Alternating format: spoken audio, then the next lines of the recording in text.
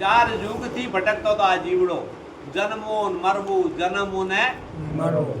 ઉત્તમ અવસર મળ્યો, માનવ દેહ મળ્યો, પાંચ ઇન્દ્રિયનું જ્ઞાન મળ્યું અને એવા મને શ્રીવાન સદગુરુ ભેટ્યા કે મારા ભાવના મેણા ભાગી ગયો.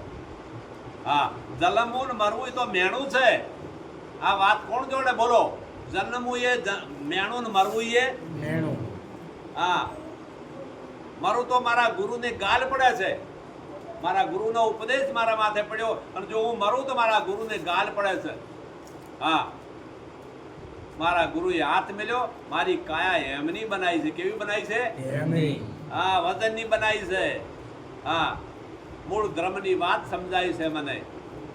હવે મારે જન્મ કે મરણ છે નહીં. હા, અમર બનાયો ગુરુએ મને, અમર બનાયો.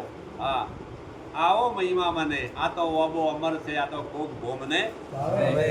કોક ભોમને ભાવે. પેલા નુગરાની નજરે ના આવે. આ તો ઓબો અમર છે, કોક ભોમને ભાવે. બધી કલ્પનાઓ હતી. બધી જે કલ્પનાઓ હતી એ મારા ગુરુ મહારાજે જ્ઞાન વડે દૂર કરાઈ. જ્ઞાનનો દીપક જલાયો અને જ્યારે પ્રકાશ થયો ત્યારે મને અનુભવ થયો કે ઓહો હો, હું તો કઈ કલ્પના કરું છું, છે જ નહીં.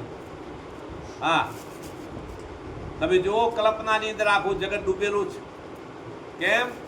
આખું જગત કારણ રૂપ બનેલું છે. હા, કેવું બનેલું છે? કારણરૂપ. હા, અવિદ્યા આવરણની અંદર જીવ ઢંકાઈ ગયો છે અને જીવ પણ જાતું નથી ને ઈશ્વર ઓળખાતો નથી. હા, ઈશ્વરની ઓળખાણ કોણ કરાવે? ગુરુ મહારાજ. એ તો સમર્થ સદગુરુ મળે તો ઈશ્વરની ઓળખાણ થાય કે ન થાય? નહીં. સદગુરુ મહારાજની જય. હરિગુરુ શાંતની. ગુરુ નિરાંત મહારાજની જય. માટે